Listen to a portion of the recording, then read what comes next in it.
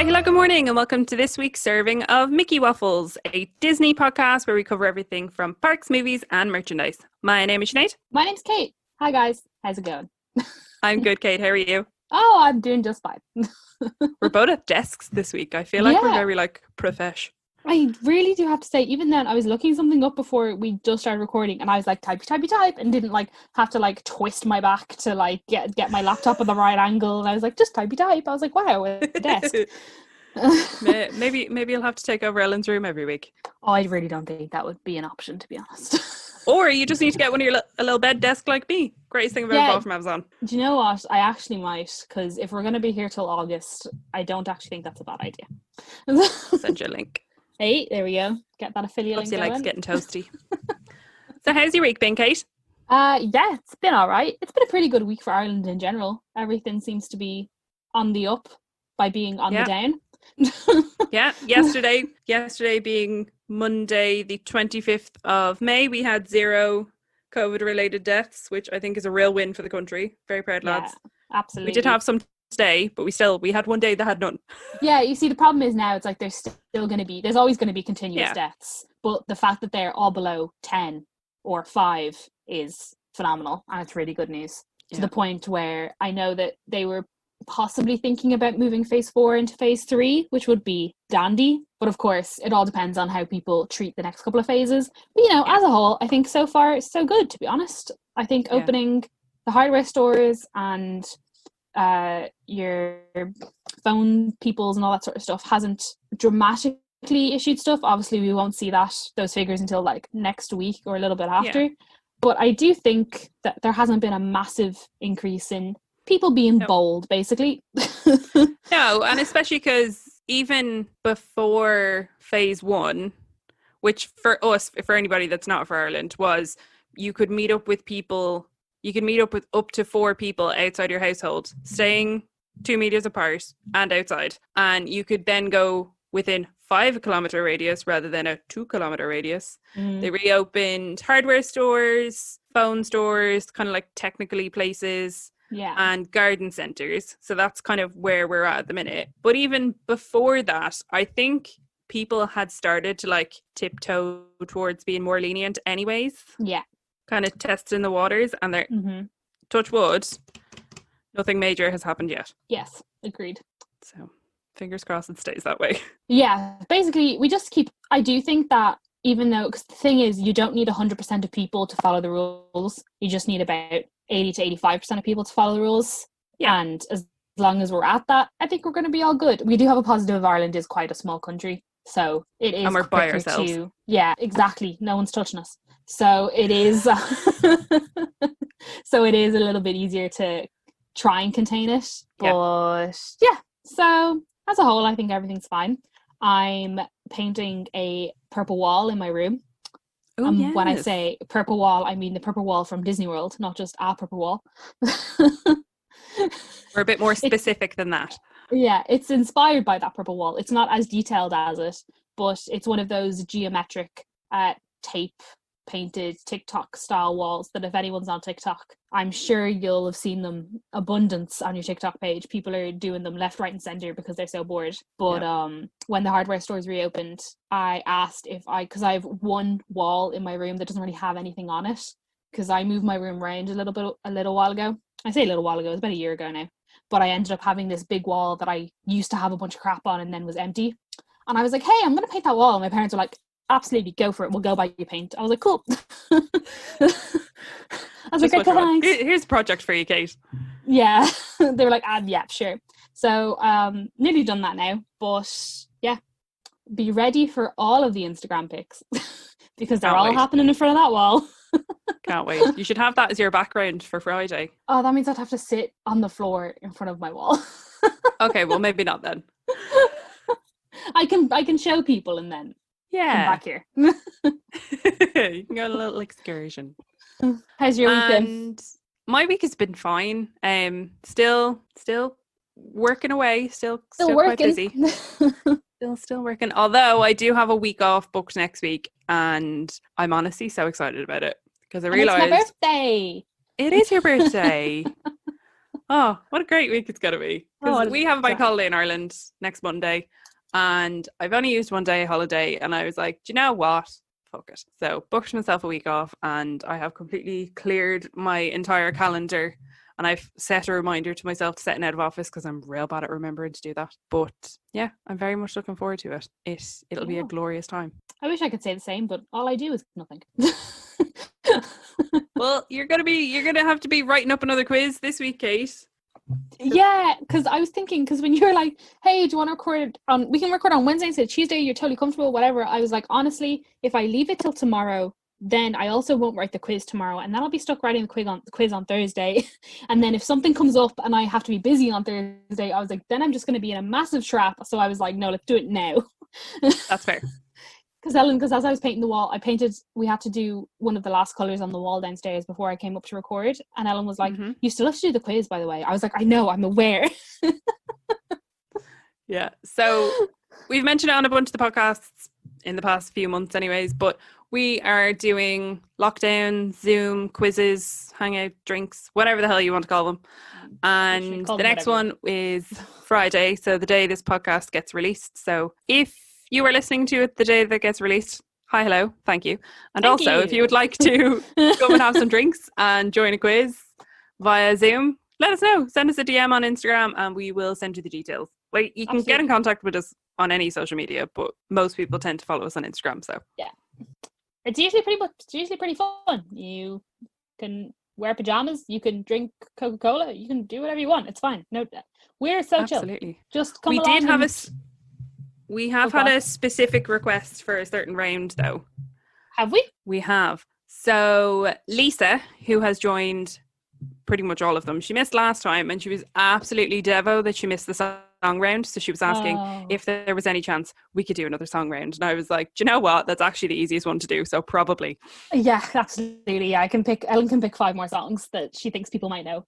It's handier for Ellen to do the song ones because I'm afraid that when it comes to songs, I'll pick ones that are way too obscure and nobody's going to get them. But when Ellen picks them, she's like, people will actually maybe know these ones. Entirely fair.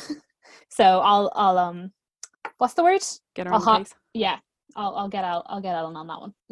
Fab. So yeah, I don't think I've anything else to say. Actually, no, I do. As we've mentioned a few weeks ago, we are now part of the After Dark Podcast Network, and there is an After Dark Podcast Network quiz happening this weekend as well. It's a weekend of quizzes. There's an awful lot of them going on. So many quizzes. So if you want to join that, you can join the After Dark Podcast Network Facebook group. I'll put a link to it in the show notes.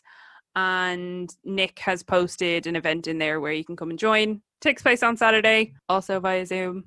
And yeah, there'll be a whole load of other people from within the Disneyverse, not just our little pocket of people that join us every 2 weeks. Yeah, and I won't have written the questions, so who knows where it's going to go. I'm so excited to take part.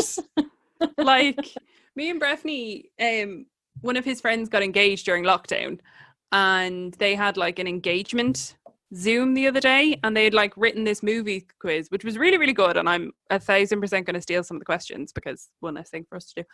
And it was so fun getting to take part in a quiz, because don't get me wrong, I love like setting it all up, and like Kate does the questions and I like track the answers, and like, don't get me wrong, I do love doing that because I'm a bit of a control freak, but I also just really enjoy getting to like sit back and be like, ooh, someone else has done these, I get to answer these. Yeah, we had a family quiz on Saturday which was done by my little cousin, and it was fun trying to like answer questions. I was like, oh my god, I know the answer to that. Yeah. Just sitting there, you know, trying to think of answers. I was like, wow, this is crazy, just sitting here with my cup of tea, no hassle, no stress. So nice. Although I will say, during that quiz, Breffney decided that it would be a really good idea to take my laptop and show this group of people that I have maybe met some of them once, most of them I've never met, around my room and give them a tour of all the Halloween things in my room. Oh, how Breffney. Whilst I was down getting drinks, and I was like, oh, good. because I had my little, like, I have bat bunting over my bed that says Happy Halloween, and I had a little pumpkin pillow, and everyone was like, Jesus, Sinead really does like Halloween. And Bethany was like, oh, it's not even a half of it. And they were like, really? Show us. And he did. Oh dear. I was like, what? He was like, yeah, I showed them your Funko Pops and your skulls and this and that. And I was like a proud little boy. Honestly, I was like, okay. It's very strange. I had to, just on the topic of Funko Pops, when I had to take all the stuff down to get access to my entire wall, I had to take down a little skinny bookcase that I've got Funko Pops on. And even on like just that tiny little bookcase, I had like 15 Funko Pops, and I was like, why do I own so many of these? Honestly. Now, I won't lie, I love them, and I love pretty much all the ones I have. And when I look at them, I'm like, these are so cute together, and these are so cute together. And you know when people buy like things for their mantelpiece and things for their wall, and it's like, it's the same. They're just all made by the same people. Yeah. It has a nice like cohesion to it because they're all similar in a way. Because my dad was like, well, like, Jesus, I was like, I love them. And did you know that, have you ever seen the TikTok where people, they like say stuff and then it ends with, but she's very special to me. Yes, I know the one you're talking about. Yeah, you know, that's like that with me with Funko Pops. My dad is like, I'm just like, she is very special to me. Honestly. I swear we have like a little like Instagram group, kind of like a WhatsApp group, and everyone keeps sending me the new, so Funko Pop are doing Funkoween, where they're releasing a bunch of Halloween-y themed Funko Pops, and everyone keeps sending them to me. And they're so freaking cute. They are. The Mickey and the Minnie one. Oh, Kate, they kill my soul. I was like, do I want those ones? Oh my God, Kate, they're so adorable.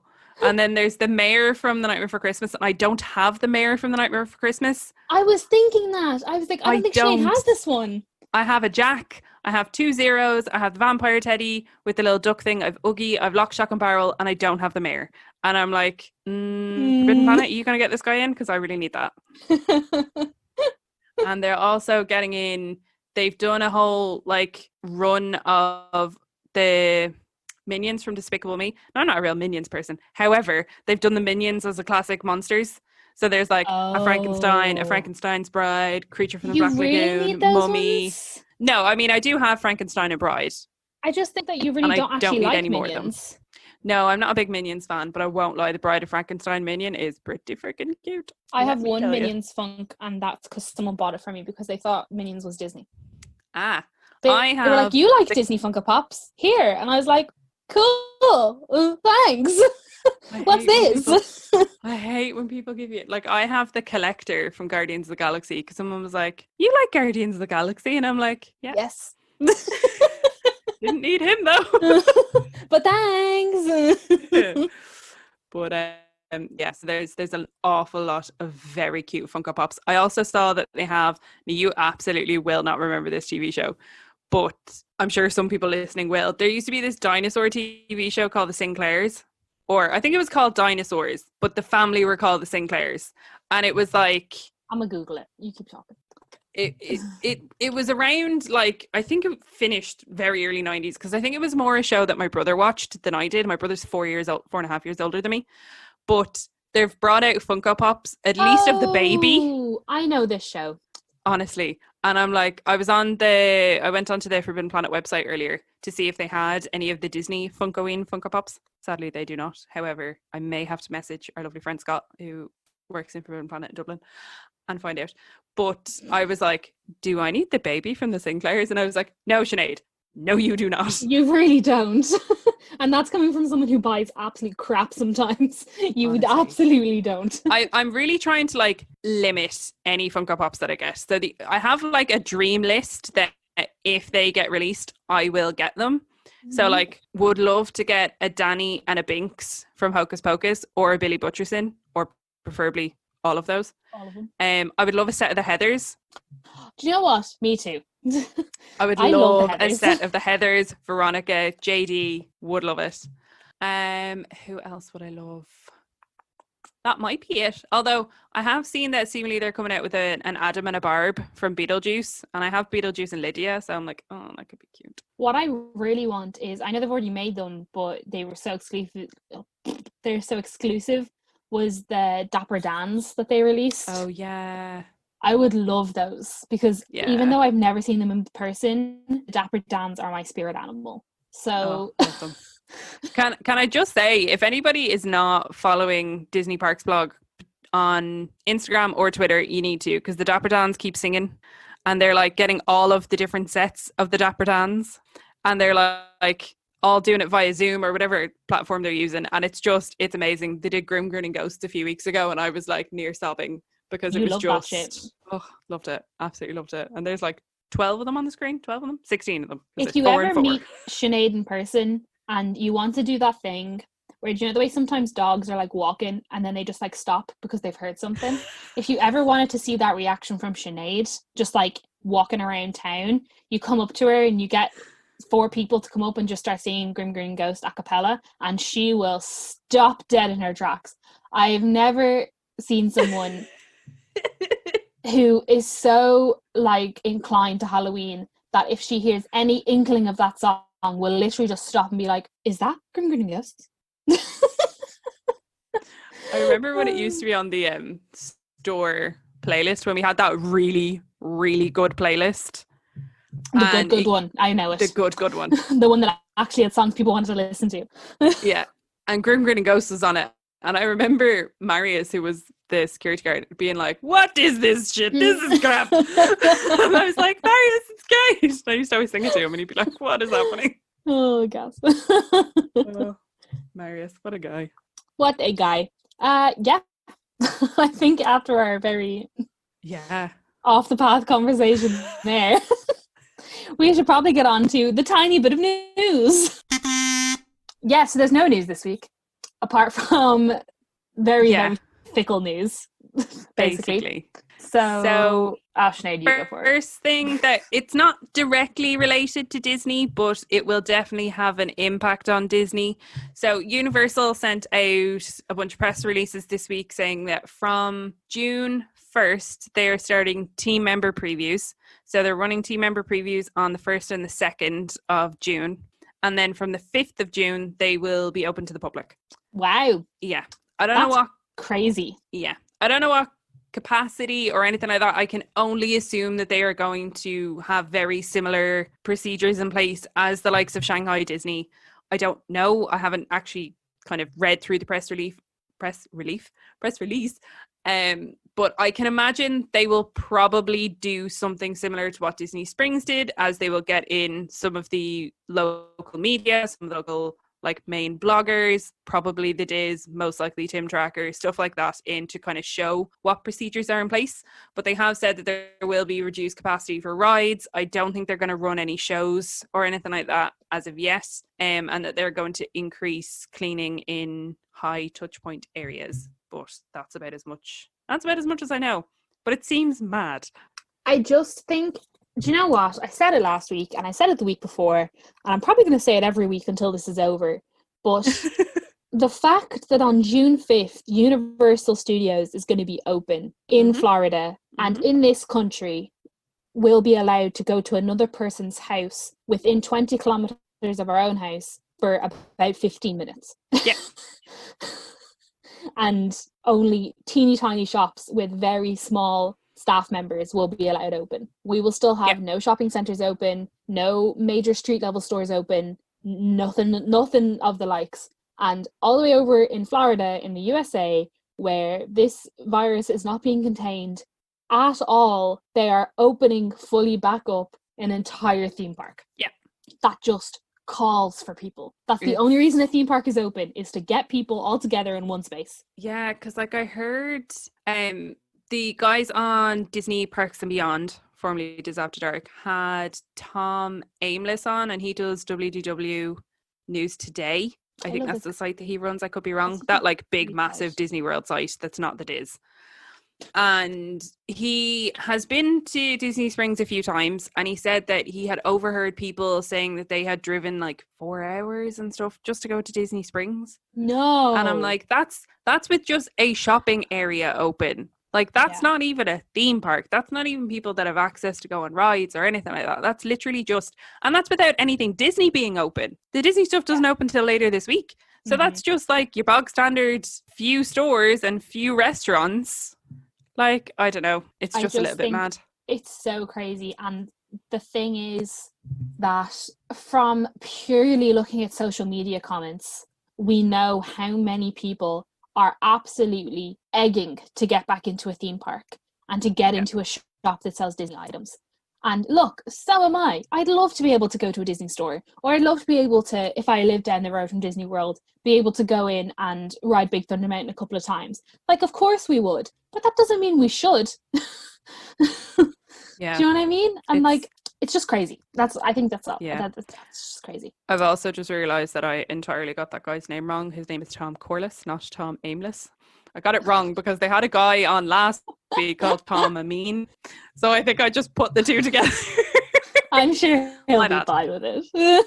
I'll link that episode in the show notes as well. But I find it really interesting hearing like local Floridians' takes on things, because it just all is a bit baffling, to be honest. Why? I haven't listened to the episode. Can you give me a small example? Because obviously, like, the culture in each different country of their kind of take on COVID-19 and everything that is very different. Like, the Irish approach to COVID-19 has been very... Stay in your house. Conservative? Is that the way to put it?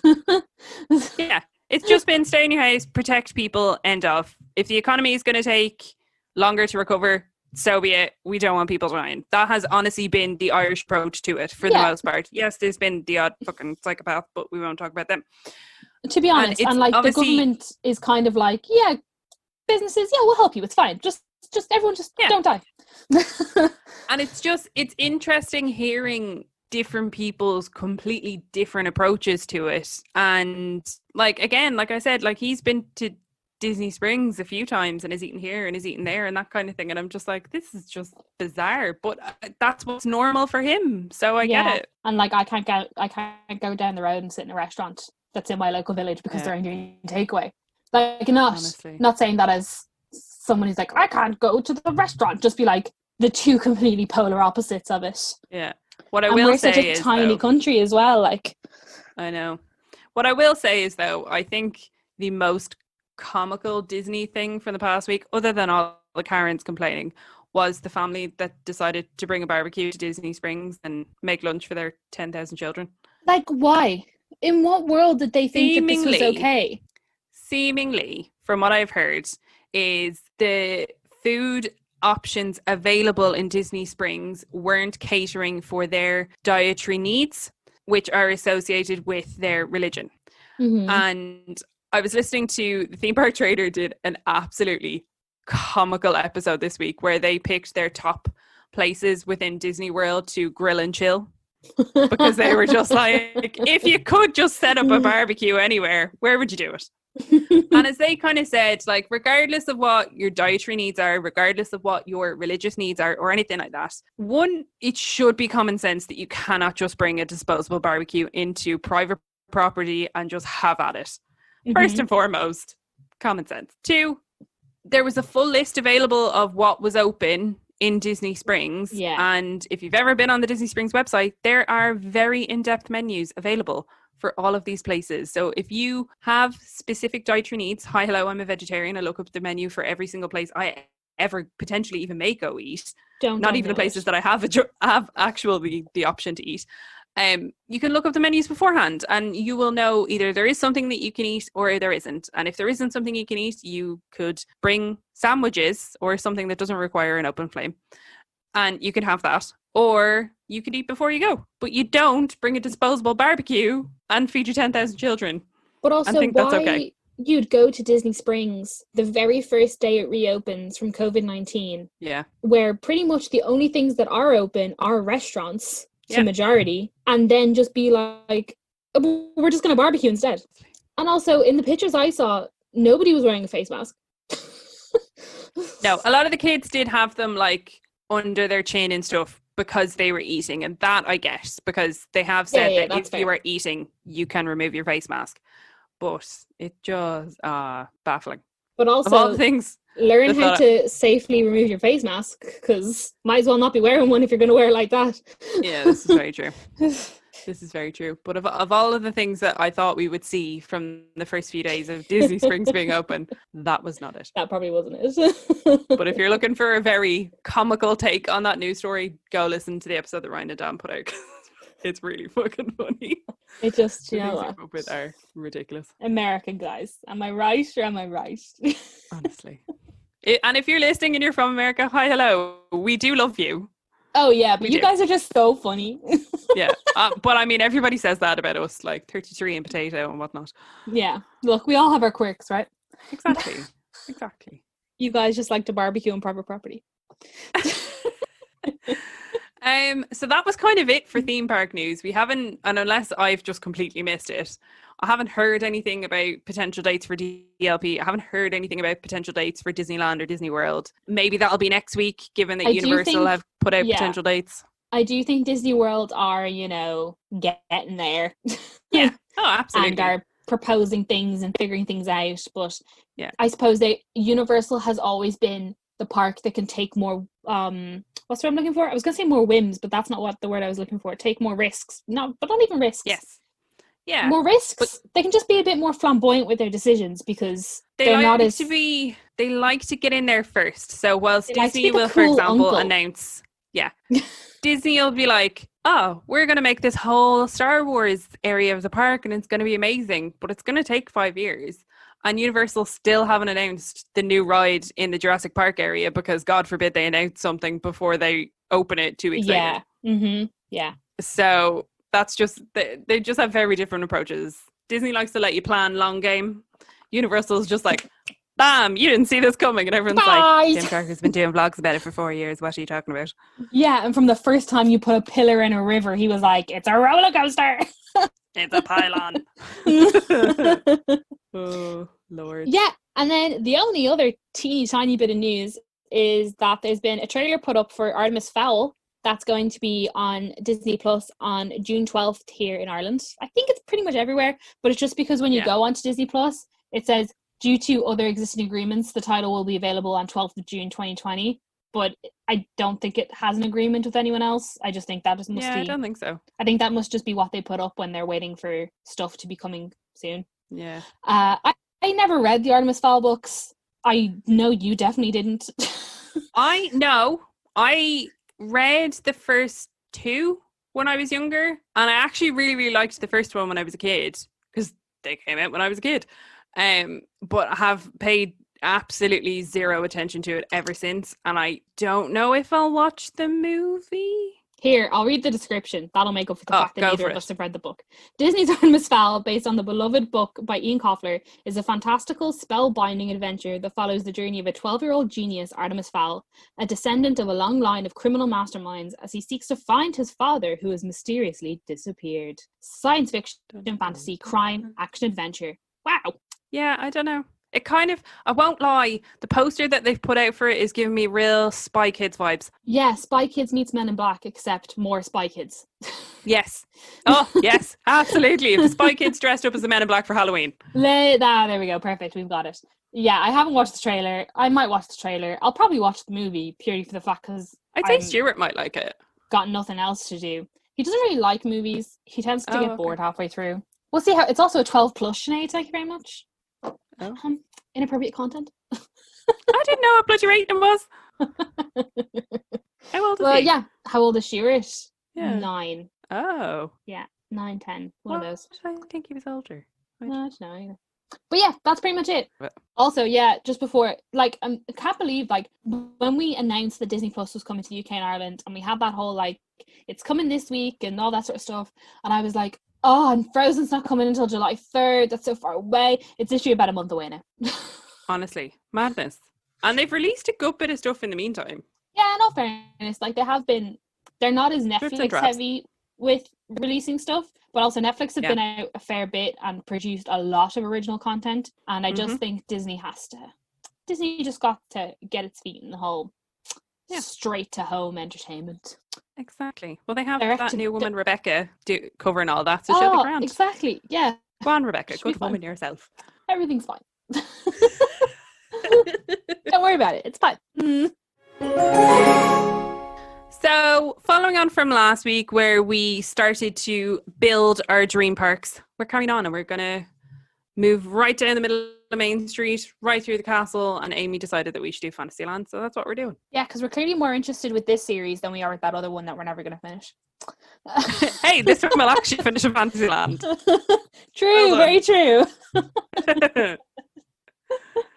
So, Kate, what was your methodology of figuring out your Fantasyland? What was your approach? So, firstly, I looked. Now, I'm going to say I looked at your spreadsheet purely because you had it done before I did it.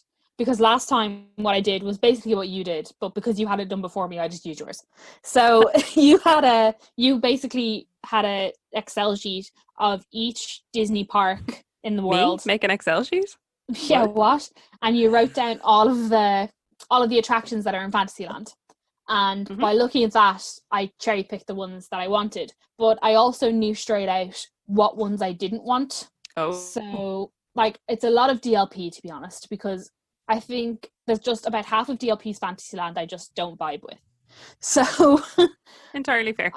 I knew for a fact that I didn't want any sort of maze. I didn't want... Agreed. I didn't want a Alice-heavy area, because personally, I just don't really like Alice in Wonderland. But I knew I wanted heavily themed areas, because heavily themed areas are nice, just only for the characters that I like. Yeah.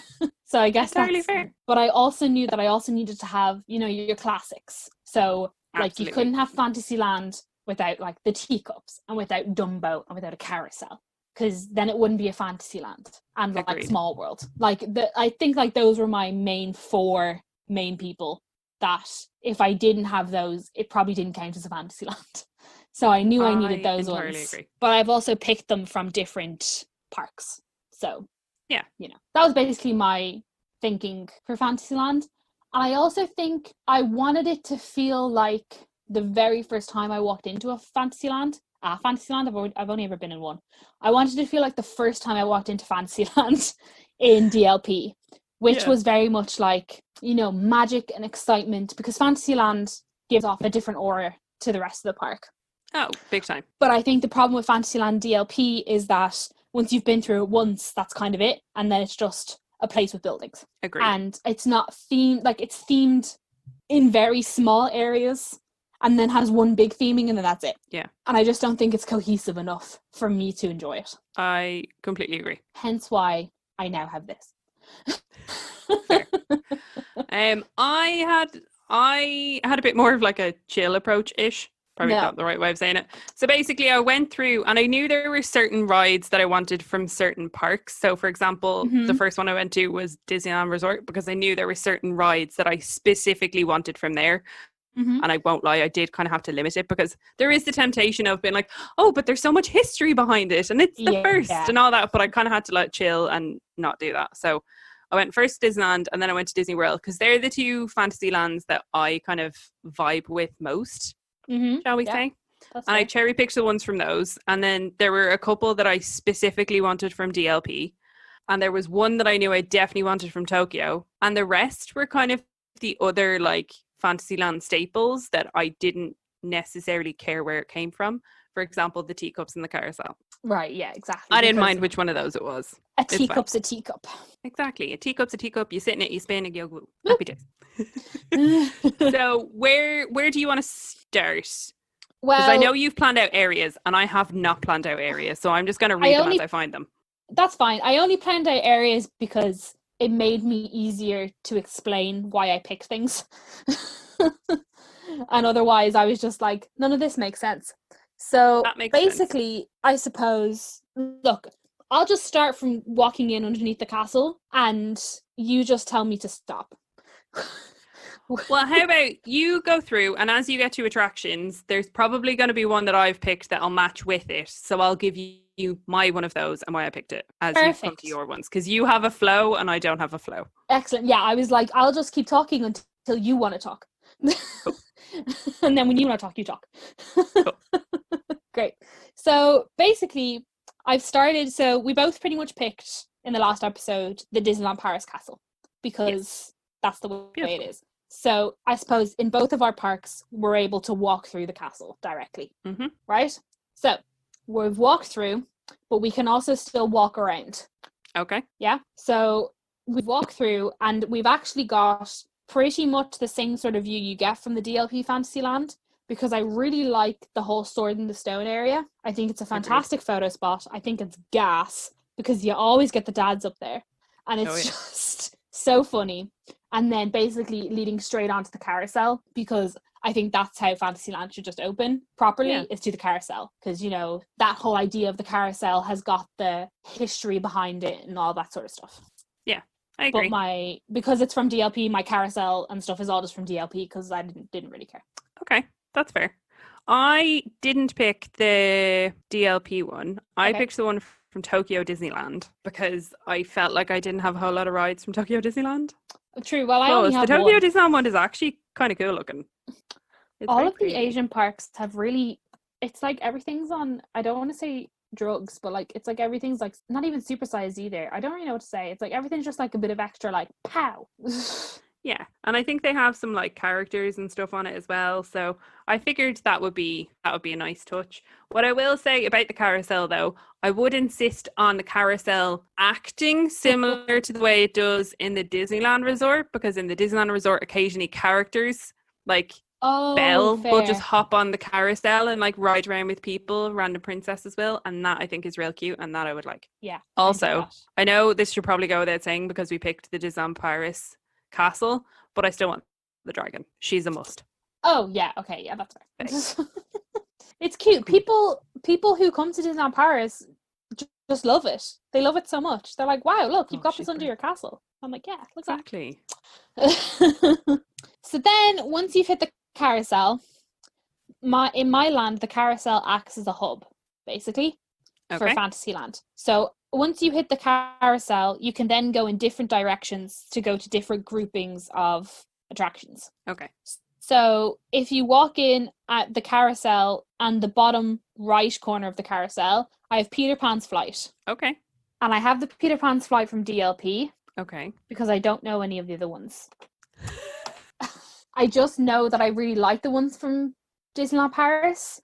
Okay. And I know that when we did that episode on the different Peter Pan flights, that I was just pretty happy with the one in DLP. And I thought it did pretty well. And yeah, that's why I picked that one. But then also with my Peter Pan's Flight, I know the one in DLP is extremely tight and the queue is real tight and everything like that. It's not like that. It's much more open. And it's much more along the lines, I suppose it's half and half. It's along the lines of the queue in Walt Disney World where you can like do things with stuff. Yeah. But it also gives off more of a vibe of the Disneyland Paris one from the exterior. Okay, fair. If that makes sense. And then I also have like a meet and greet area around there because I think being able to meet Peter Pan and Tinkerbell and Hook and stuff there makes more sense than in DLP where you meet Captain Hook in the middle of the desert. I agree. They're not hiding in the bushes in Adventureland. Yeah, exactly. Do you know what I mean? Which I know Peter Pan is all about adventure, but you know, how about having both sides right? I agree.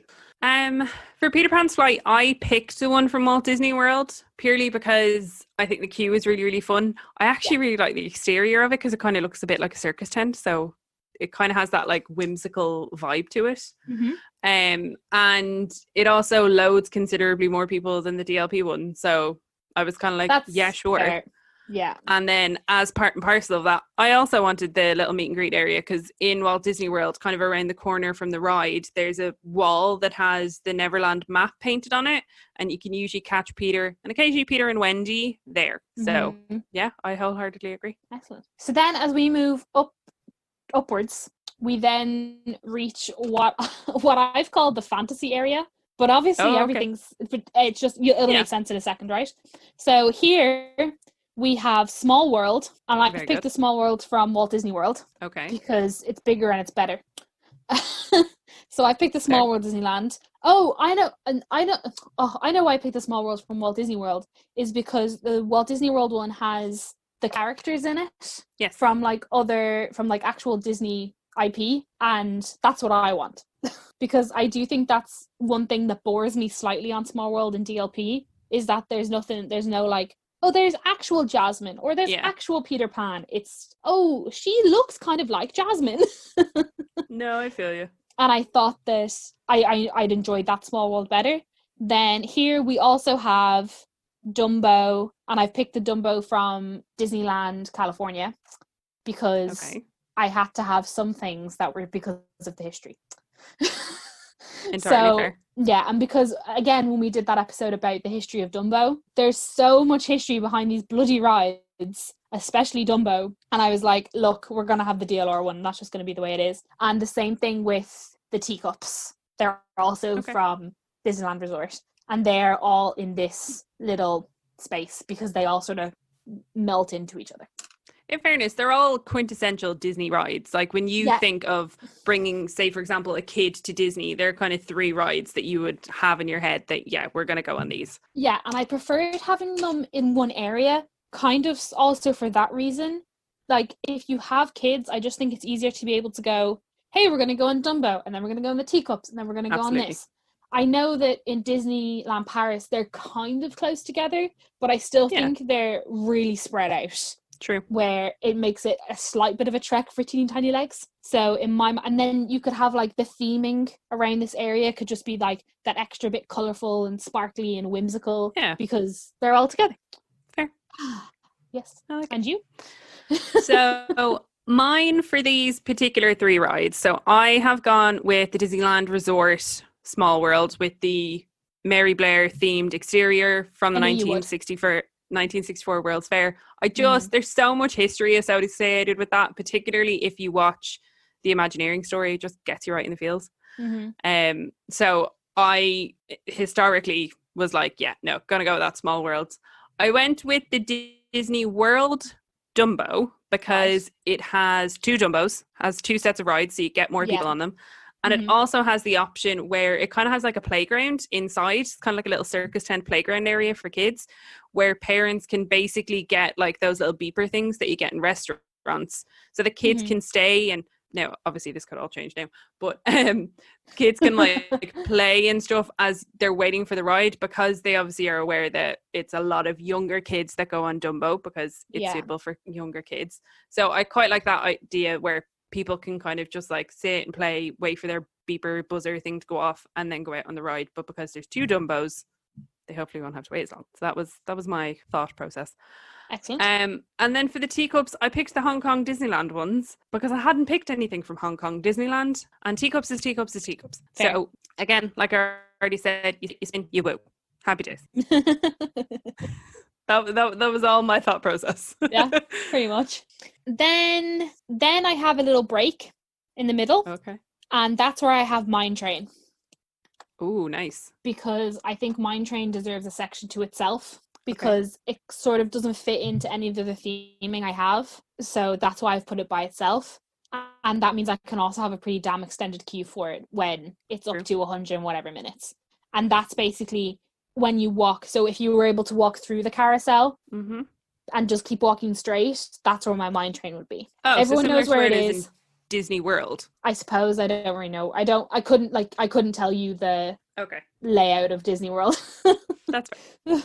But yeah, I was like straight down. So like cast members, when people are like, where's Mine Train? They're like straight down there. Makes sense. Just straight through. That's pretty much it. I don't have anything else to do with Mine Train. I think Mine Train kind of speaks for itself. I don't like Snow White, so I haven't put anything else in there about Snow White. So I'm just like, Mine Train. There you go. Which one? The one from Walt Disney World. Okay, fair. I probably could have picked the one from the Asian parks, but I was also just like, let's go with the OG. Fair. I have also picked Mine Train. Obviously, be stupid not to pick a Mine Train. I picked the Shanghai one because I was just like, sure, feck it. I haven't picked anything from Shanghai. So that was my thought process behind it. When we go through these, I feel like we're like, we don't pick anything from the Asian parks. But the problem is that the Asian parks were built after these other parks. Particularly Shanghai. Shanghai is just pretty much a carbon copy. Yeah, so it's just a copy of a lot of stuff that's in the American parks already. And we tend to draw into ones that are more popular or been there longer. Exactly. Or Or that's just see all the time on vlogs and stuff. Yeah, exactly. So I just don't want people to be like, they never pick Asia. But actually my whole like Snow Whitey area is because I have also picked a Snow White dark ride because I actually do really enjoy the Snow White dark ride because it's a bit creepy and it's a bit weird. So I picked the one from Tokyo because I kind of figured if ever there's one that's going to be real weird, it's probably going to be the Tokyo one. Fair. So I'll stick that beside Mine Train so that all the Snow White stuff is together. Excellent. Then we move along and we move to like the left top area, probably a little bit further down because Mine Train probably takes up a lot of space. And here we have my Winnie the Pooh area. Beautiful. So it's called the 100 Acre Woods, obviously. Of course. And I've taken Honey Pot Spin from Shanghai, the Winnie the Pooh ride from Walt Disney World, and Pooh's Honey Hunt from Tokyo. Excellent. I've just taken them all. I know that it means I'll have 2 spinny rides in Fantasyland, but do I care? No, because kids love spinny rides and giving them 2 options is fantastic. And I know the Honey Pot Spin goes a bit like do as well. So you know what? This is what we're going to live with. Oh, yeah. So we have 100 Acre Woods. We've got our Honey Pot Spin. Then we've got our Winnie the Pooh ride. And then at the back, we're going to have Pooh's Honey Hunt because we all know that's what people are here for. Well, they're here for this Whopper ride that you can only get in Tokyo, and it's so special and it's amazing. But then obviously we're also going to have different character spots around this area because there are so many Winnie the Pooh characters that you can meet and greet. So we might as well give them their own special little areas, and you can go meet Pooh in his house and have a little honey area, and you can go meet Eeyore in his little shack thing, and you can go meet Rabbit who's in his garden and he's all surrounded by his carrots. Like, I'm sorry, does this not just sound like the best thing? I mean, I'm not a big Winnie the Pooh fan, but sure, Kate. But think of the theming. Just think, get out of your mind there and just think of the theming. Okay. Isn't that just amazing? And then also in this area, I know we haven't talked about snacks and restaurants yet, but I'd just like to mention that in my 100 Acre Woods area, we're going to have some sort of snack thing where everything has honey in it. Oh, okay. And then we're also going to be sponsored by something to do with bee conservation. Nice. That's my stance on this. I like it. So yeah, there you go. I've only picked one Winnie the Pooh ride. That's fair. Because again, not a big lover of Winnie the Pooh. Mm-hmm. So I picked Pooh's Honey Hunt because arguably that's the best Winnie the Pooh ride. I remember when the Diz guys went to Tokyo and Pete Werner coming back and saying it was the most amazing ride he's ever been on and how obsessed he was with Pooh's Honey Hunt. So would absolutely want to do that.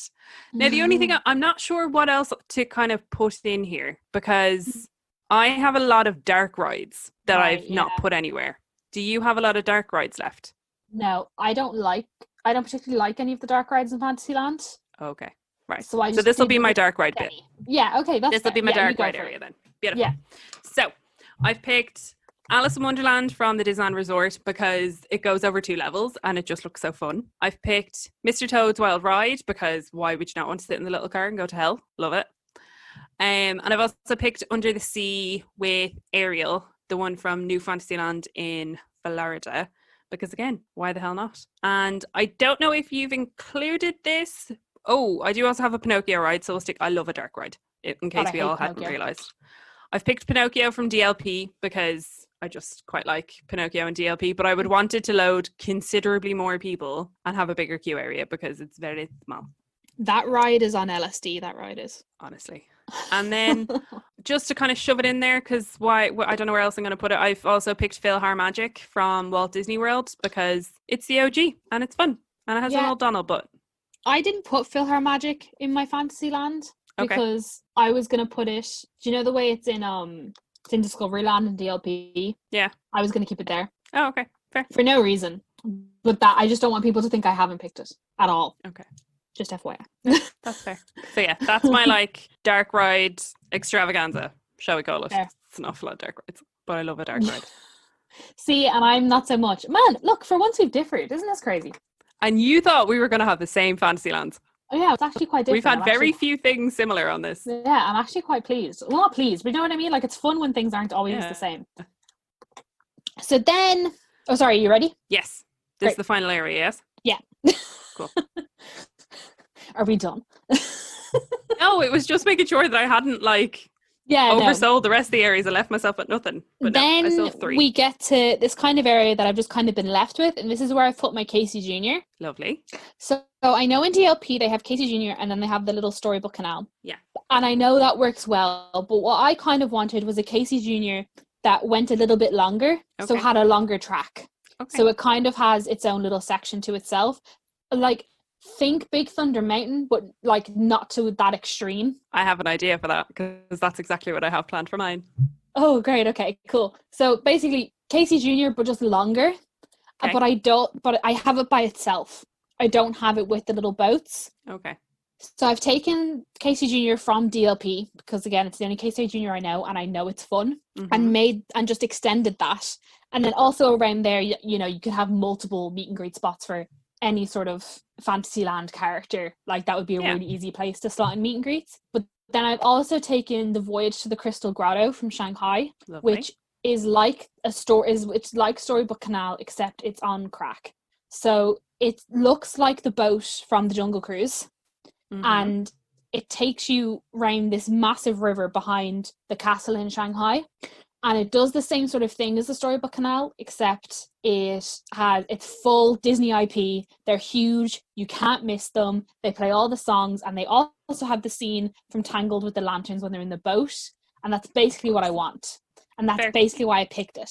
But my point is that the Voyage to the Crystal Grotto will encircle the entirety of Fantasyland. It will just go around the whole thing on the outside because it needs a big vast majority of water. Yeah. And I didn't want water anywhere inside the land. So it basically just goes all the way around. Okay. So ideally what it does is it goes all the way and you enter at one point and you exit at another. Now I know from a actual loading and unloading point of view, that doesn't work. But you know what? That's what I'm going to have. Okay, fair. And that's my Fantasyland. Excellent. Apart from the other things we're going to discuss. But yeah, this is it. Okay. So attractions-wise. So I have also taken Casey Jr. from DLP because it's just so fun. I absolutely love it. And I've also brought the boats from DLP because, again, I just think they're really fun. And the whole confusion with the onloading and the offloading and the spinning and the stairs. And it's a big crack. Love it. But what I'm also going to do is I would also like Casey Jr. to be longer. So what I'm going to do is I'm going to stick the Matterhorn in the middle of it. Wow. Yeah. So the boats are going to go around kind of like the front area of the Matterhorn, and Casey Jr. is just going to go around the whole freaking thing, and it's going to be massive. And then I also have the Matterhorn because I was like, why the fuck would I not want a Disney Mountain? Again, another one. And another like little thrill ride within Fantasyland, because I feel like that's what I miss from Fantasyland. Don't get me wrong, I love my dark rides so goddamn much, as we've already spoken about. But I like a little exciting ride. Breffney will hate me for picking Matterhorn, but still, I felt like it had to be picked. Also, Bob Gurr would be real sad if there was no Matterhorn, and I can't make Bob Gurr sad. I think I didn't pick Matterhorn because, one, I've never been on it, and it's one of those ones that I don't think you could ever try and think of what it's like to be on, because it is quite different from anything they have in DLP. And also, just I completely understand what you're saying, that Fantasyland does miss that kind of like thrill factor, and part of me is like, oh, it doesn't need it. Yeah, true. I mean, it has mine train and stuff. I was just like, nah, I want Matterhorn. I want mountains in every land. Fair, perfect. My plan. Great. God, this was so much fun. So I know you've mentioned a couple meet and greets. Are there any meet and greets that you feel you're missing? Yeah, I know that we both agreed that we definitely need some sort of princess meet and greet area that's specifically dictated to princesses. Yes. And I think we can both agree that it needs to be, this princess is here all day from this time to this time. You will meet this princess. See, I like the way they do it in Florida. So in Florida, they basically kind of have like two sides to the equivalent of the Princess Pavilion. So you can get fast passes for both. And one of them is you can go in and you can meet, I think it's Cinderella and friends. So you go in and you know you're going to meet Cinderella and then two classic princesses as well. Okay, so you're still meeting three princesses. Yeah. And then the other side is you can meet Rapunzel and princesses. And again, there's extra princesses in with her as well. And they change out periodically. Yeah. But you know you're guaranteed to meet those princesses. Yeah, I 100% agree. I think the main point is that you're going to meet at least one, like, who your main gut person is that you're going in for. Absolutely. Because that is the biggest problem with the Princess Pavilion and DLP, is that who knows who you're going to meet? And exactly. Who knows how long you have to wait? And no, you can't get a fast pass. You have to stand in line for 3 hours. Ridiculous. And it's just ridiculous. But we definitely need, like, princesses are inherently Fantasyland. Absolutely. Nothing says fantasy more like a princess. So yeah, I don't know where I'd put it. Maybe down by my Maybe Casey near the Junior, castle. because exactly. So when you come back round, so if I have Peter Pan's flight on the right, I'll have the princessy area to the left. Yeah. Oh, I should pitch this. There you go. Oh. I should work for Disney again, but in their parks. Yeah. No, not in the story again.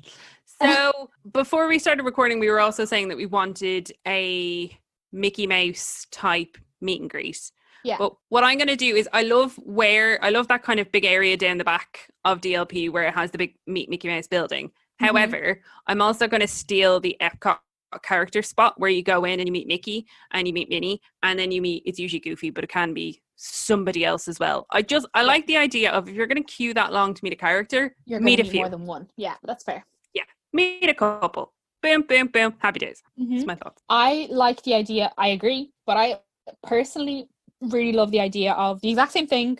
The way it looks in DLP, I think that really works. But what I particularly want is the talking Mickey Mouse that I know they don't do anymore, because it doesn't particularly always work. But in my ideal situation, I would like the Meet Mickey Mouse where he talks and he can do card tricks with you.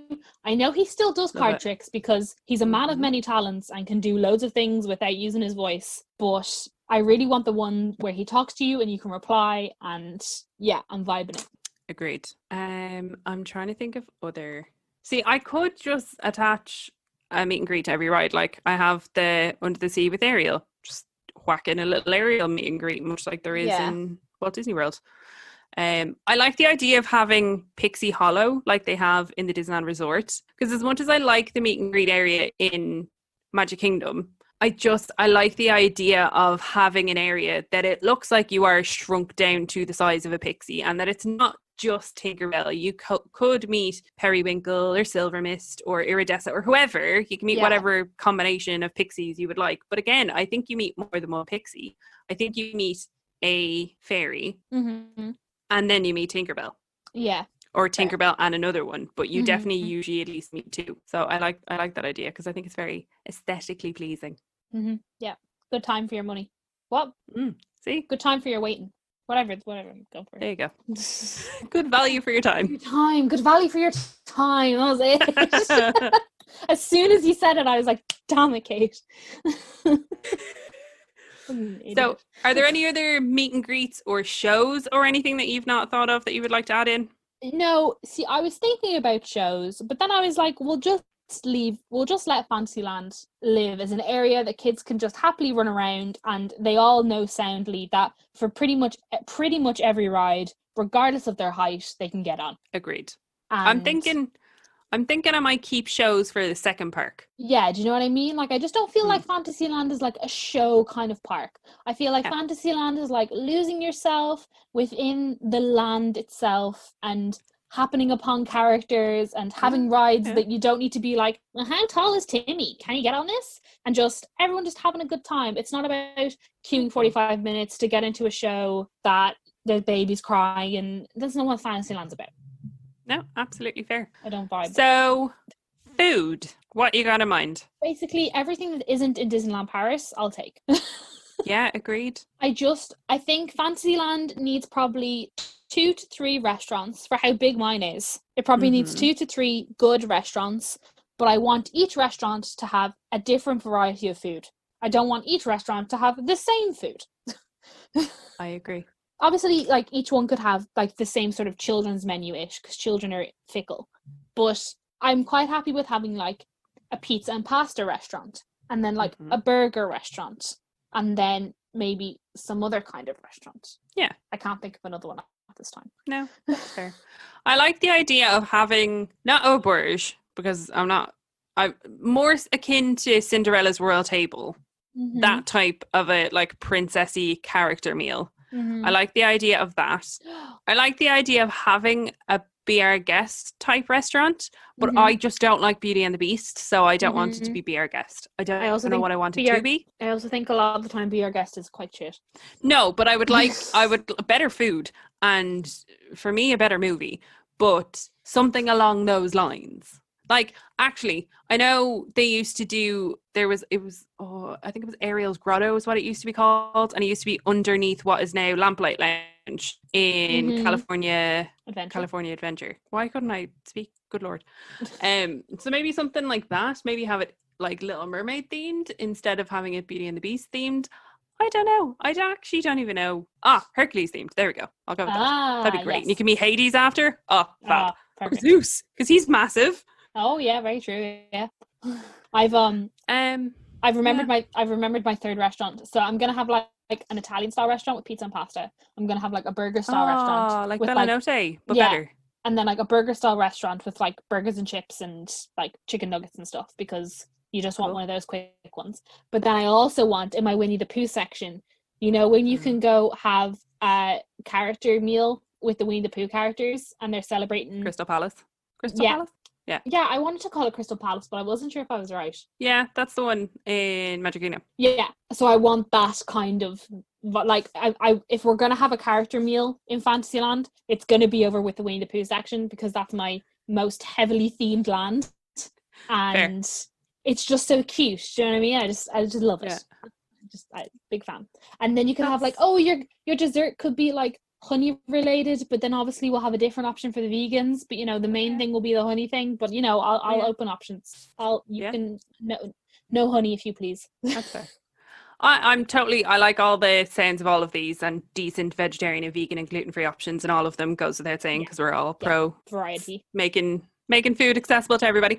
I want a lot of stands. I want a lot of popcorn stands, I want a lot of churro stands, a lot of snack stands, a lot of snacks. It's very Fantasyland-y. Oceans of snacks. Little booths that sell these things. But you know what the key is? Lots of them. Honestly. Lots of them. And you know, there's some vloggers that I love called, what is it called? Best Life and Beyond. They used to be Disney Life and Beyond, but they changed it. And they always show the like little popcorn carts and stuff that are around Disneyland, and each of them have a different themed little like character that's turning the popcorn. Yeah. So the one that's over beside the Matterhorn is the Eddie. And he's just like making his little popcorn. And I like the idea of having like popcorny, churro-y deliciousness just dotted around everywhere. Yeah, I agree. We're not looking for anything fancy. We just want our staple like churros, popcorn, apples, that kind of stuff.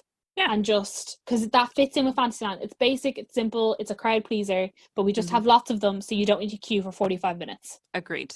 And the only thing that I would like to keep from DLP is the old mill with the Mickey waffles and the delicious hot chocolate. They're the only things I want to keep from DLP, because it's just it's nice, it's themed, it's beautiful. Perfect. I agree. We could put that over with Peter Pan's flight. That fits in automatically, perfectly. Boom, that's it. Now, Kate, there's one quite big thing in one of the Fantasylands that you've not mentioned that I thought you would mention. Probably because I've forgotten about it. The Tangled toilets. Oh, yeah. You know what? Toilets never came to mind. With the lantern, and you can find the Pascals. Yeah, no, yeah. Okay, if we're onto the subject of toilets, then yes, I'll have the Tangled toilet, please. We don't need too many themed toilets, but sure, we may as well have a Tangled one. I do think that Tangled is a very underrated film. Like it doesn't have enough, not underrated film, because it's not an underrated film, but I don't know what I've done there. But there's no rides or anything. No, I do think it needs more representation in the parks, and that's purely from the fact that I know that nearly every basic white chick also loves Tangled. Like it's a very, very popular, like, oh, I like princesses, I like Rapunzel. Like she's I'm aware of it. Yeah. Like a lot of people like Rapunzel, and she's so popular in the Asian parks. People in the Asian parks love Rapunzel. Maybe one of your restaurants could be the Snuggly Duckling. Oh my god, you're so right. Where would I put that? Over by the Tangle toilets. Oh my god, yes. What would they have? That would have to be like a special kind of, I don't know. They could have spaghetti. That could be it wouldn't be Bella Notte then. That could be the Italian restaurant, because you could have spaghetti and that could be like her hair. There you go. Boom. And they could like serve things in like little mini cast iron frying pans. Yes. Oh my God. Yes. Because you could put pizza in the cast iron pans. Yeah. Oh, We're geniuses. we're done. And then you could do like find the Pascals in the restaurant. And you could like dot them on. Oh yeah. And you could give kids like the little booklets, kind of like the Remy hide and go squeak thing from Epcot. Yeah. Or it could just be, That could be the kids menu. do you know when you get the trays and you put the piece of paper on the trays to stop the trays getting dirty? You know, like what they do in McDonald's when they put the paper on the tray. That paper could be find the Pascals, and it could just be a small little map, and then everyone would get one. Oh, that would be cute. Oh, fantastic. Oh, and they could have. Do you remember that time in the store where we had that sculpture of Sven and Anna upstairs? Yes, We could have one of. We'll have a Maximus, because you're never going to meet Maximus in the park because he's a horse. This is very true. You could have a little meet and greet area with Maximus. Oh, I think we've nailed it, Kate. Do you know what? So do I. Mr. Tomorrow, get over here. Oh, so is that your Fantasyland done and dusted? Yeah, I think so. What else did I have written down here? Oh yeah, no, snacks, restaurants, the extra character greets. Yeah, I think we're done. I think that's it. I'm happy. The only thing that I would like to specifically call out, but you're going to agree with this, a lot of different themed merch for the different areas and ride theme merch. Yeah. Also, the Bibbidi Bobbidi Boutique setup that they have in Disneyland, because it's just too freaking cute with the little photo shoot area. Yeah. Mm-hmm. I'm going to meet the princesses. Yeah, but we're going to have that closer to the princess area because we don't want them little princesses having to trek half a mile to go meet the princesses. No. So we're going to have them pretty damn close to each other. Agreed. But yeah, I think that's everything. Amazing. I'm so excited to go. We'll have the most amazing time. Yeah, do you know what I mean? I'm just like, wow, look at what we've achieved. Exactly. So, with Fantasyland all said and done, shall we get on to some questions? Oh, yeah, I forgot about those. Excellent. Henceforth, with forth, go for it. So, the first question we had is from Sam, the.girl.in the... Oh, feck. I always get it wrong! The girl in the castle, but there's a dot between every word, all right? And she's asked, she'd love a Disney off-menu style episode. I think it lines up really well with the series. So, basically, she wants us to come up with a like dream restaurant and a full like dream menu, like dream meal. So maybe we'll do that when we get to like the end of like the dream park thing. We can do that. It's just a lot of research, but we can do that. Yeah. So bear with it, Sam. We will plan some delicious food. And now we have a rake load of questions from the lovely Frankie, and her Instagram is Frankie in Focus, and she takes beautiful pictures of Disney merchandise, and there's always like little like twinkly lights in the background. Honestly, so adorable. We'll link her Instagram. I wish I could do, but just never can. Oh my god, so pretty. So pretty. So the first question she asked is, what are the first things you would want to do when you go back to DLP? Ride Big Thunder Mountain. Yeah, or Phantom Manor, either or. Yeah, I mean, I don't really care about Phantom Manor. Ride Big Thunder Mountain, and also Tower of Terror, because Tower of Terror is my haunted mansion. That's to be real. Yeah, this is true. Yeah, mine would be, I think Big Thunder, because Big Thunder just gives you that like complete rush. Like gets your adrenaline going, but like in such a fun way. Because like it's always a great way to, like, if you're having to get up early to go for extra magic time, like get on Big Thunder and then you're ready for the day. And also I know with current COVID situations and stuff, but like my main aim would be to meet Donald. Yeah. Because you know, he's great. Like I know if we were to go as soon as it opened, that's probably not a thing, but like when it comes to meeting characters again, that would be like, can I go meet Donald, please? Yeah, that's fair. So question 2, not sure if you've talked about it before, but why did you want to start a podcast? Because I love the sound of my own voice. You can tell she doesn't do the editing. I'm just like nails on a chalkboard. From me, it was, so at the time when we started the podcast, Breffney was doing the Intercontinental Breakfast, which is potentially being revived. Who knows? And I spent so much time absorbing Disney stuff that is happening, and he doesn't care. Not that he doesn't care, but like he has a level, an amount that he can care about this. Yeah, exactly. So it was kind of one to give myself a creative outlet because I love recording them. I like doing I was doing all the researchy stuff anyways, and I actually really do enjoy doing the editing and stuff. And it gave me an output for all the useless Disney knowledge that I was just absorbing anyway. So at least I can like put it to good use or semi good use. I don't know. What about you? Yeah, I think it was more so, I think it just came about at kind of the right time where like we've obviously been friends since we worked in the store and more so became friends when you left the store. And, you know, we're like really good friends and but then it just came to a point in time where I'd also left the store, which was a significant time after you'd left. And I'd had enough time away from the store that I no longer hated it with a passion. And I started getting back into Disney and being interested in stuff that was happening again, because there's kind of a short period after you leave where you're just like, I hate Disney and everything to do with it. And they're awful and this and that because you've left the company for reasons and that kind of stuff. But then obviously you get over that. And I was starting to get interested in it again. And I think we were just messaging each other every day being like, hey, have you seen this? And have you watched this? And have you noticed this? And hey, did you see that they've changed this pink by 2 shades? And have you noticed this? And then it just got to a stage where Sinead was like, man, I'd love to do a Disney podcast. And I was like, well, if you're doing a Disney podcast, it has to be with me. So...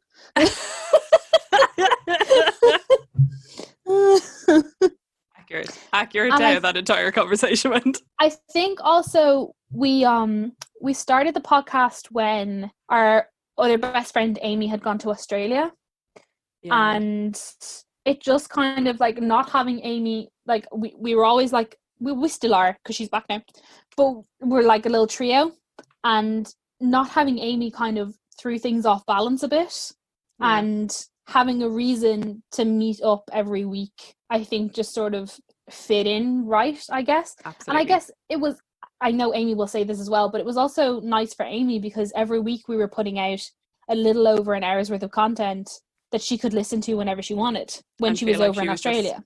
A fly on the wall listening to the two of us natter on about Disney, which she would do anyways. Yeah, exactly. Do you know what I mean? I just think I think it came about at the right time, but also didn't need a lot of persuading or thinking about. Yeah.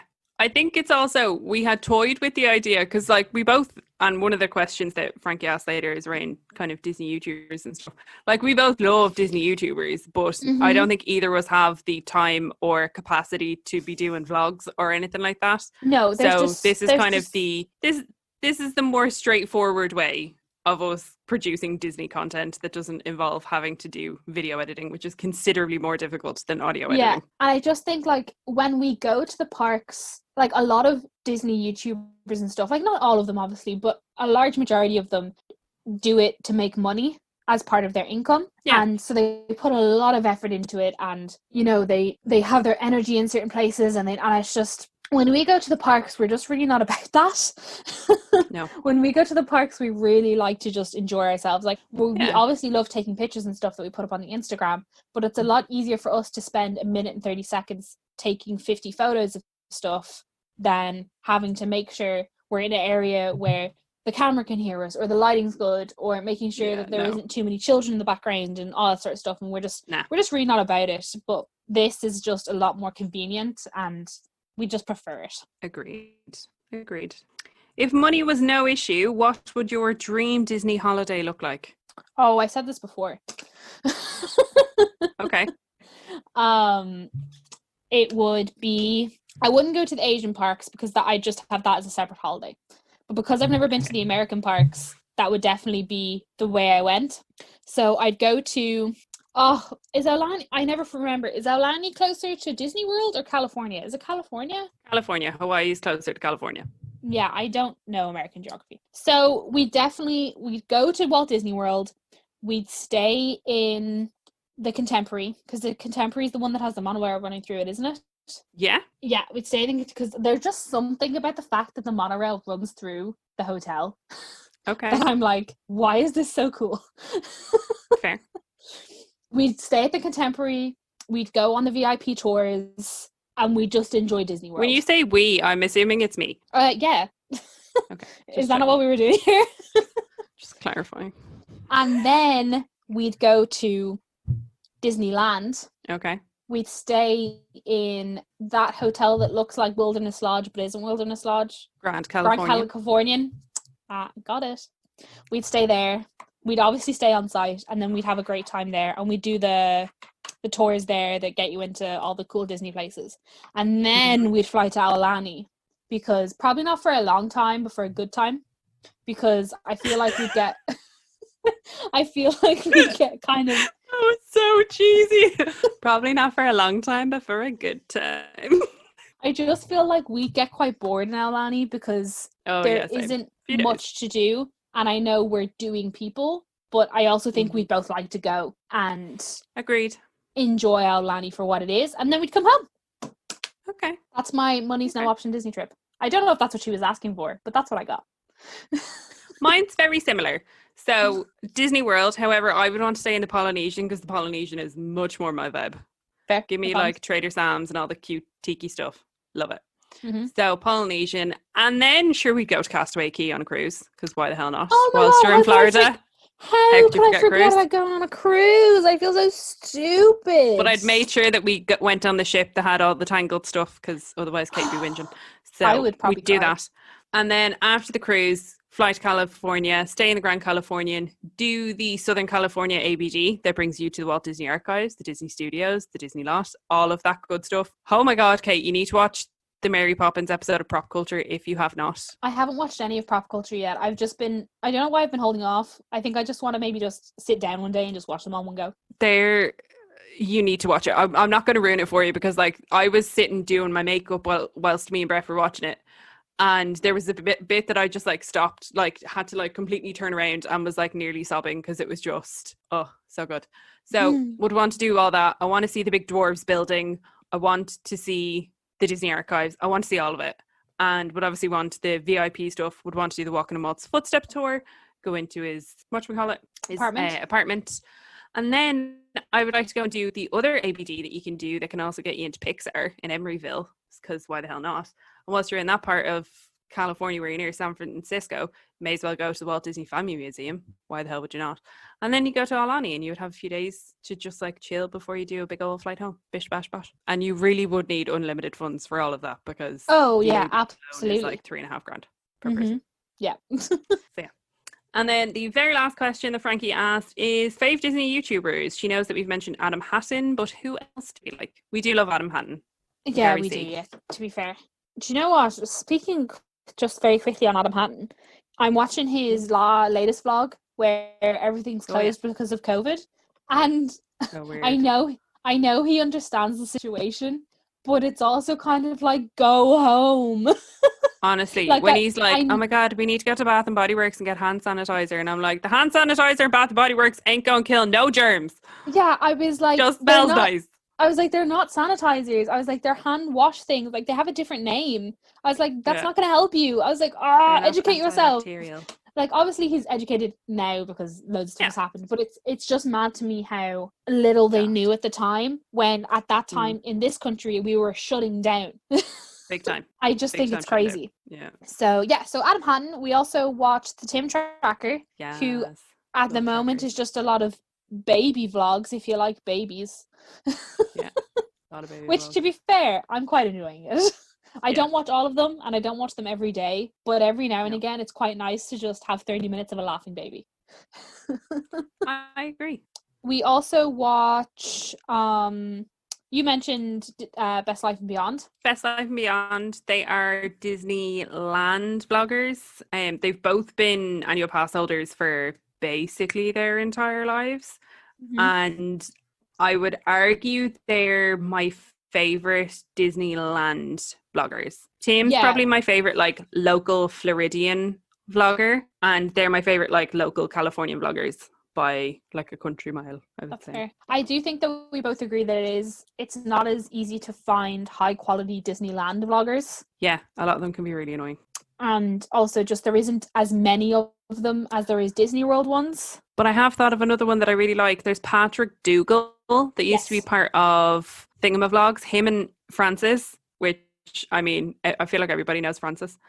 They always do videos together and I really enjoy their videos as well. They're also Disneyland based. Who else do you like? I also have two that I know Sinead isn't overly fond of them all the time, which is completely fair because I also there's some YouTubers that like I like watching in like a marathon and then I won't watch them again for ages. So Agreed. I have Michael Kay, who is American and who recently moved to Florida to become like a Walt Disney World vlogger full time. He's done Disney stuff for ages, but he decided to move to Florida to be able to be there every day. He's done tons of cruise vlogs. He's been on like 3 or 4 cruises, I think. Nice. He is extremely, like, some people don't like him because he can come off as a bit annoying sometimes, just because of, I think it's just because of his tone of voice, but he's extremely detailed. Like, he won't miss a beat. And like, if you're planning a Disney cruise, if you're planning to go to a certain place, like he recently did one where he went to Disney Springs the day it opened, and he was like, this is what you need to do here and this is what you need to do here. And if you're looking for those kind of things, very good. And then I also have L&R Dreaming, and they are a couple from the UK, and they both also go to Disney World and Disneyland, and they've also been to Aulani, and they go loads all the freaking time, even though they're UK based. And at the moment as well, they're both, because of COVID, they're both working from home, and they have a couple of home vlogs that they're putting up, which are obviously not really Disney related, but they're the kind of nice vlogs that you watch if you like watching vlogs of people like just doing their everyday life stuff. They're fun ones because like they're like baking and doing special coffees that they'd usually get in Disney World. They made pog juice one day. So, you know, those kind of cute little things, they're quite interesting as well. Okay, cool. My other ones would be Charlotte Ruff. She would maybe be kind of like a Disney World person, but kind of goes to DLP California. She works for Disney in their marketing department, I think. She works in home base. So she's quite a good one, extremely knowledgeable. Caffeine and Pixie Dust is a good DLP vlogger, which I actually struggle the most to find DLP vloggers I like, but Caffeine and Pixie Dust is very cute. She's very informative in her videos. Who else do I like? There's also, just as you're speaking of Disneyland Paris, there's Haynes. Haynes. She was next on my list. I love Haynes. And also poor Haynes. She was supposed to go over to Walt Disney World on a CEP, and obviously she was told not to come over because of COVID. And it's so sad because when you watch her videos of when she was going through the process of applying and when she got accepted, it was literally like her whole world had just opened up. And I cannot imagine how sad she must have been the day she found out that they weren't accepting the CEPs for this term. I feel so sorry for her. But her DLP vlogs are great. She's gas. Yeah, absolutely. And then I'm trying to think. Haynes also does a lot of UK-based theme parks as well. Like she'll go to Alton Towers and Chesington and that kind of stuff as well. Yeah. So if you're ever planning on, in the future, doing a UK road trip or something, she does a lot of those ones as well. Yeah, I have 2 more, but I'll keep them super quick. If you want really cute family vlogs, SeeYaRealSoon are adorable, and they've literally been going to Disney World for years and years and years. They have a huge back catalogue. They were my OG, but same with kind of Tim Tracker, they were like my OG Florida vlogs. And then goes there saying the Diz Unplugged. Absolute beast if you just want knowledge. Yeah, absolutely. They just pump it out. There's no messing, there's no faffing. It's here's what we know, here's what we think about it, here's what you should do. Yeah. So there's a hefty out list, and I'll be sure to list them in the show notes. I say this now, but I'm going to be really annoyed at myself tomorrow evening when I have to go and listen and try find everybody's channels, but we'll list them in the show notes. Excellent. Perfect. I think that's everything. Yeah, surprisingly, because I thought this was going to be a really short episode because I didn't think we had much to talk about. They're never short episodes. But you know what? When I'm just like, how are we going to stretch this out? And then here we are. Thank you, Frankie, for all of the questions. We really do appreciate seriously, them. thank you. And again, her Instagram is beautiful. Please go check it out. It's listed in the show notes below. There's another thing. I know, I'm going to be really annoyed at myself. But anyways. I think that's pretty much it. Thanks so much for listening. If you guys want to contact us in any way, hit us up on Instagram. That's where the party happens. At Mickey Waffles Pod. Love you. Yeah. We're also on Twitter and Facebook. Both are linked down below because they're slightly different on both, because Mickey Waffles Pod is too many characters for Twitter, so it's Mickey Waffle Pod. Oh, jeez. just a little bit. disappointing. I remember last week or something when you told me to link everything up on my phone. I was like, I can't log in, and then I realized it's because I was putting an S in and double checked and was like, oh, I've been doing it wrong. Just one waffle. Yeah. One waffle. But yeah, I think that's it. Thanks very much for listening, guys. Please, if you have any other friends that also like Disney, share the podcast with them. They might like it. We might to hear from them too. Yep, and follow us on Instagram because we love them followers. And we're at 3,500. Whoa! Hey, check us out. Crazy. Like sometimes our pictures are cute as well. Sometimes. But yeah, thanks so much for listening, guys. I guess we'll see you next week. Bye.